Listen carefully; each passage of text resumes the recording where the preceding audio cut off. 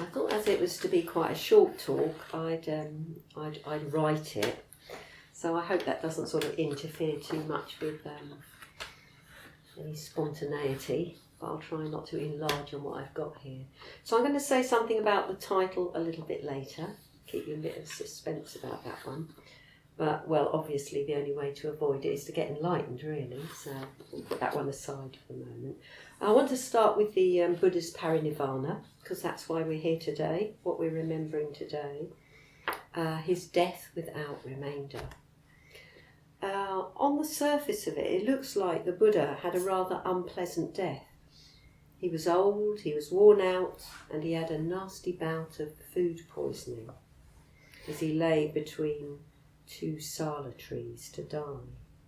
He'd stopped on his journey there at a mango grove where Kunda, the metal worker, had invited him for a meal. And he'd eaten something contaminated. He actually knew it was contaminated. And it's always been a bit of a mystery to me why he decided to eat this contaminated food. But he was very close to death anyway.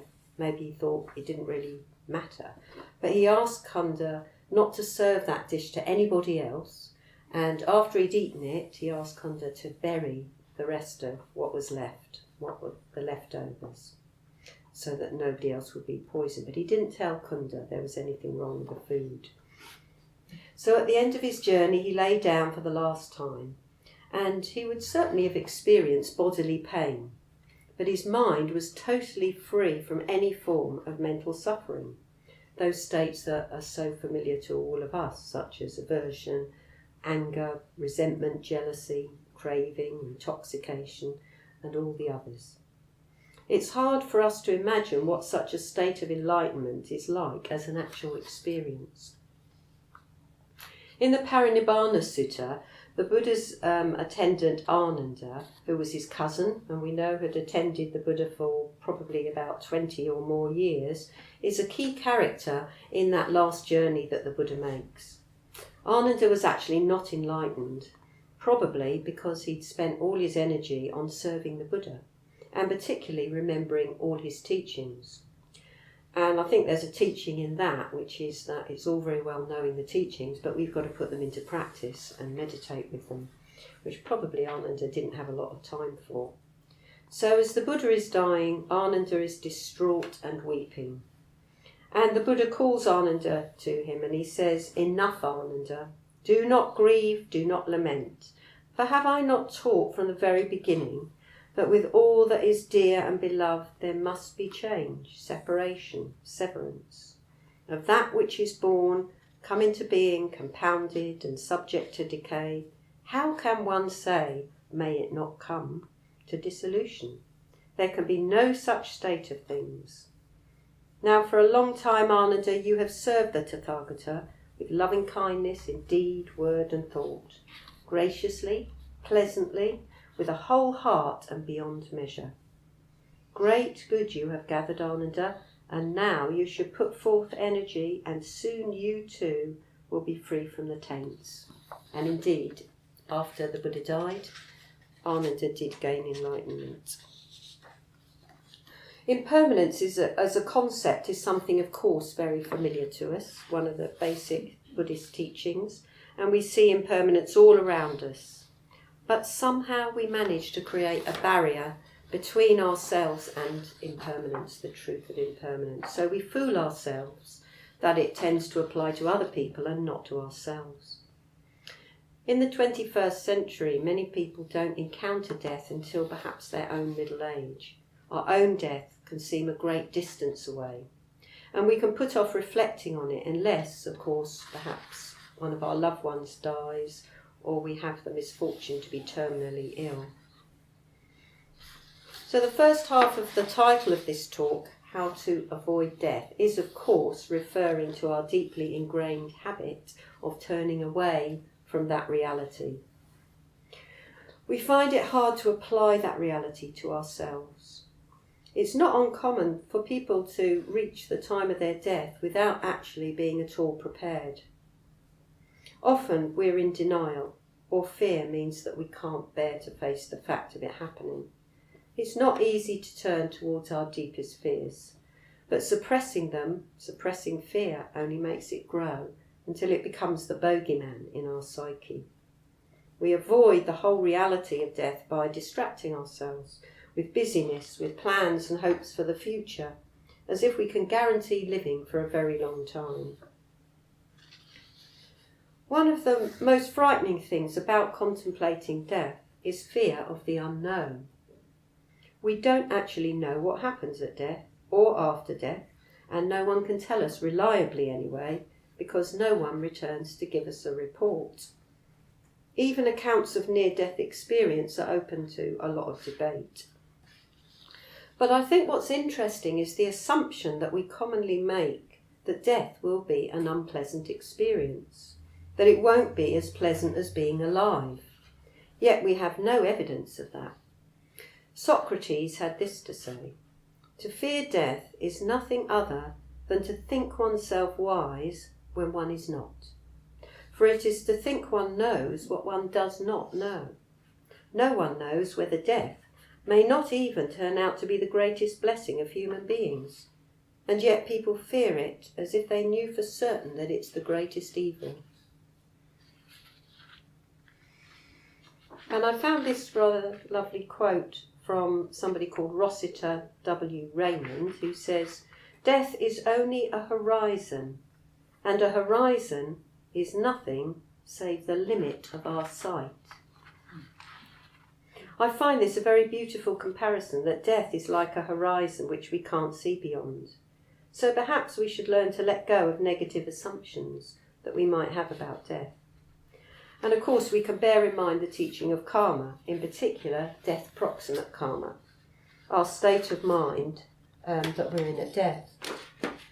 And that can motivate us to practice. Other poets and philosophers argue that because they've engaged fully with life, they're bound to take the engagement into death. So Amelia Josephine Burr, an American poet, wrote this. You're probably familiar with some of it. "Because I have loved life, I shall have no sorrow to die. I have sent up my gladness on wings to be lost in the blue of the sky. I have run and leapt with the rain. I have taken the wind to my breast. My cheek like a drowsy child to the face of the earth I have pressed. Because I have loved life, I shall have no sorrow to die." So what's going to help us turn towards, in a positive way, the reality of impermanence and our own death? Confidence in the life we're leading. I think that's the prime thing. If we have chosen to follow the Buddhist path, then it's important to become increasingly clear about what it was that the Buddha taught and to be able to apply the teachings. Even as the Buddha was dying, a man named Subhadra came for a teaching. Now Ananda, in his concern for the Buddha, intervened, saying the Buddha was far too ill to be asked any questions. But the Buddha overheard Ananda and told him, "No, bring Subhadra to me." And he taught him the Noble Eightfold Path. As his Parinirvana approached, the Buddha addressed his disciples, saying, "It might be, bhikkhus, that one of you is in doubt or perplexity as to the Buddha, Dharma or Sangha, the path or the practice. Then question, bhikkhus. Do not be given to remorse later on with the thought, the Master was with us face to face, yet face to face we failed to ask him." So it's really important that we become clearer and clearer about the teachings.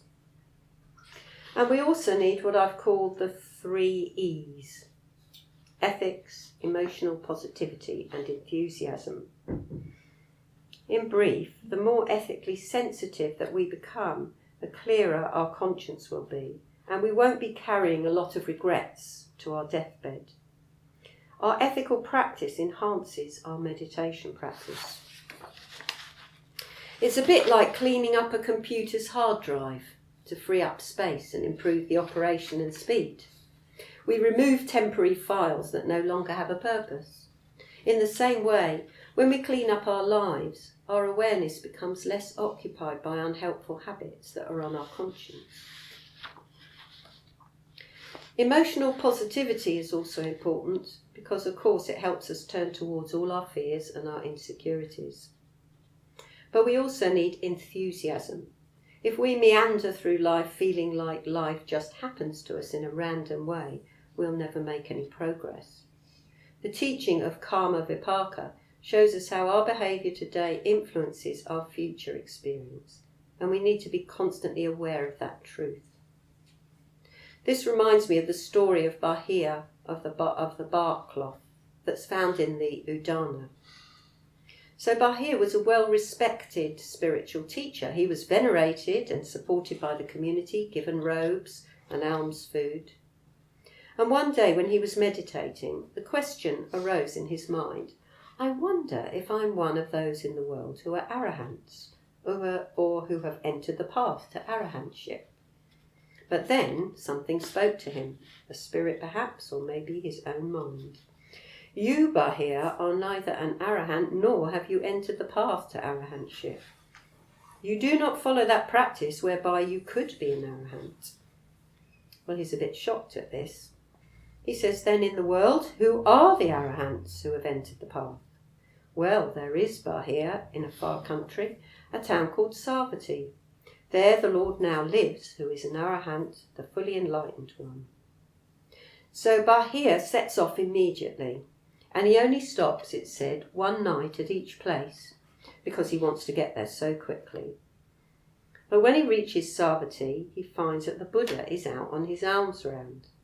So Bahia rushes off to find the Buddha, and when he does, he asks for a teaching. The Buddha kindly points out that, well, now's not quite the appropriate time, he's on his alms round. But as you know, if anybody asks the Buddha 3 times the same thing, the Buddha finally agrees.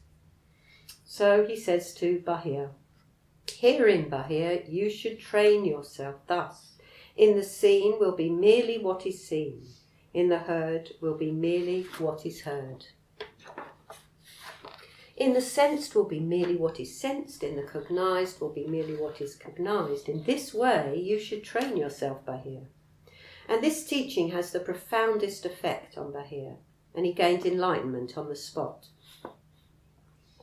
After paying his respects to the Buddha for the teaching and going on his way, Bahia is attacked by a cow with a young calf and dies as a result. The Buddha, I think he sees the commotion on the way back from his alms round, and he gathers his bhikkhus together and he says, Bhikkhus, take Bahia's body, put it on a litter, carry it away and burn it, and make a stupa for it. Your companion in the holy life has died. Bhikkhus, Bahia of the bark cloth was a wise man. He practiced according to Dharma. Bahia of the bark cloth has attained final nibbana. Pretty amazing, just from that one teaching. Well, we don't have the Buddha in our midst to ask for a teaching, but as he emphasised at his death, it is the Dharma that liberates, and that we do have. Someone who reminds me a little bit of Bahia was a mitra who's no longer with us, and I've put her picture on the shrine there. So 2 years ago this very month, a mitra called Sue Harrison was diagnosed with an aggressive lung cancer. She was given between 1 year and 5 years to live, but in reality she had just 6 months.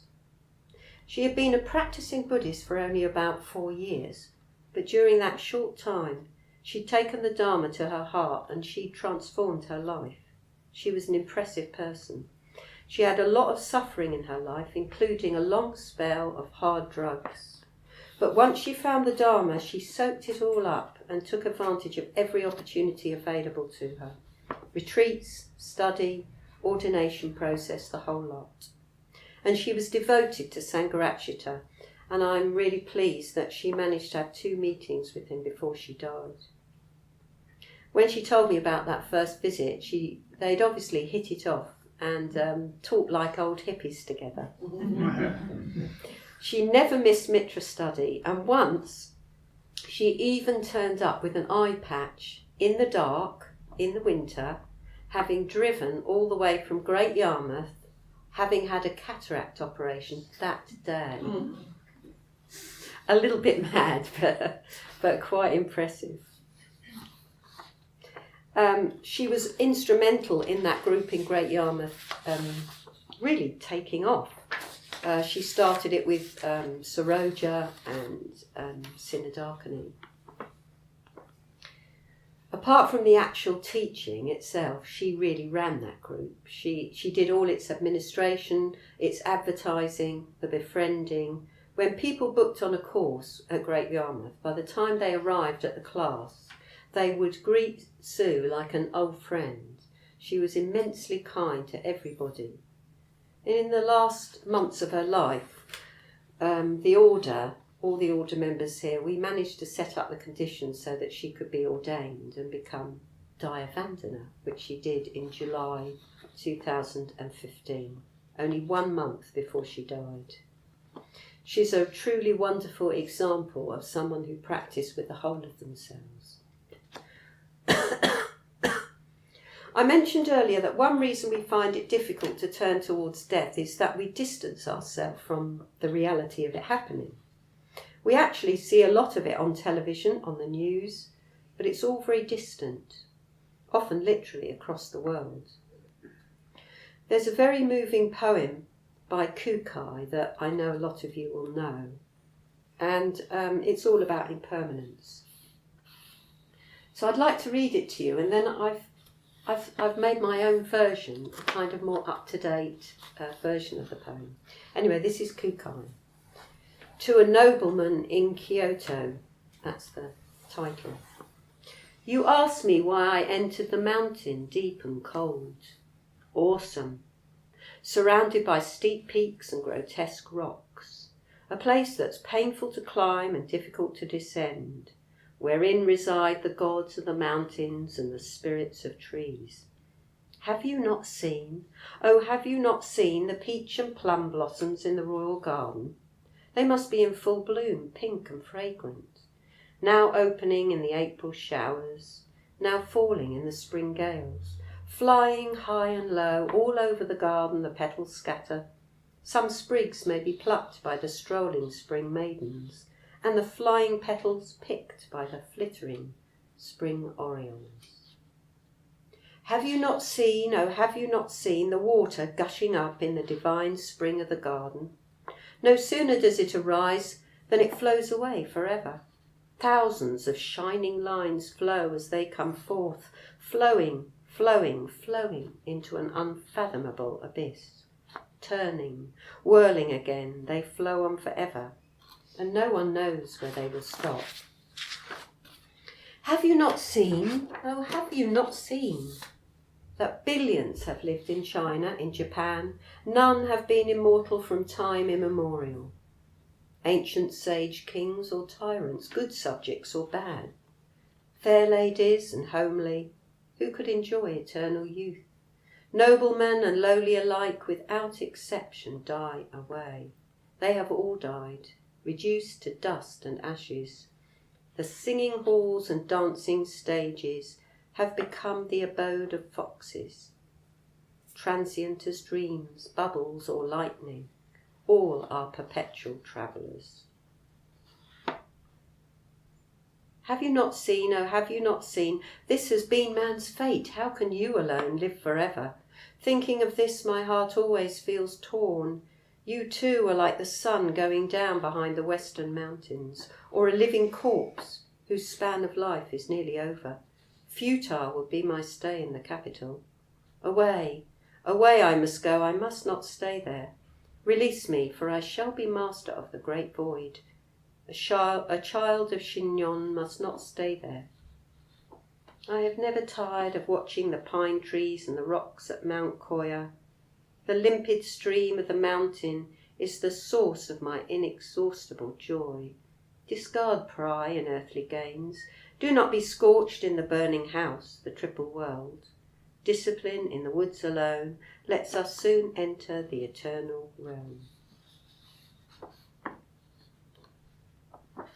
One thing that struck me when I reread that poem recently was that the images it uses are fairly archaic and embedded in Japanese culture. So in order to bring its sentiments closer to home, I thought I'd kind of try doing a parallel version.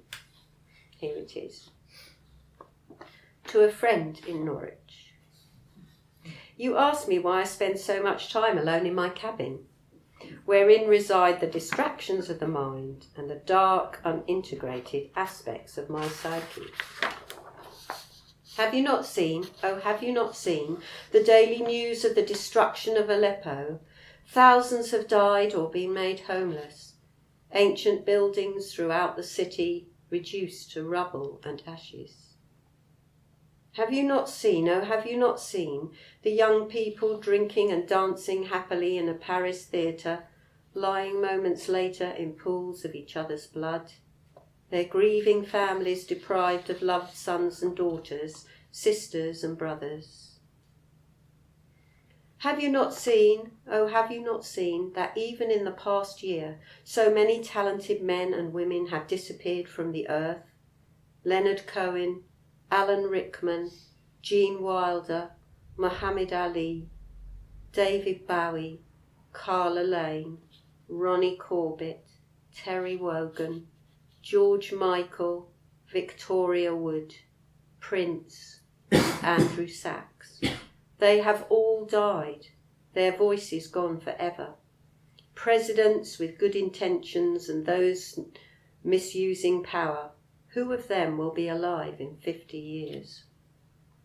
Have you not seen, oh have you not seen, that even these flickering candles on our beautiful shrine are changing minute by minute, melting into nothingness, just as we surely are? This has been man's fate. How can you alone live forever? Thinking of this, my heart always feels torn. You too are like the sun going down on the Norfolk horizon, or a living corpse whose span of life is nearly over. Futile would be my attachment to the city. I have never tired of watching the pine trees in my garden. The changing of the seasons is the source of my inexhaustible joy. Discard pride in earthly gains. Do not be tormented by the worldly winds. The Dharma alone lets us soon enter the eternal realm. Well, since we can't avoid the reality of death, we might as well take an interest in it and do all we can to prepare ourselves. For we can't predict how long our life will be, and we should remember that we have no evidence that being dead is unpleasant. I'd like to end with a very short, anonymous quote. I'm going to read it twice. It's just a simple line, so that we can take it in. And then we'll just sit quietly, perhaps, if you don't mind, Diapana, for maybe 2 minutes to reflect.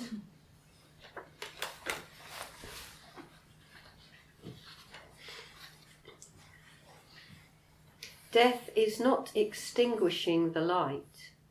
It is putting out the lamp because the dawn has come. Death is not extinguishing the light. It is putting out the lamp because the dawn has come.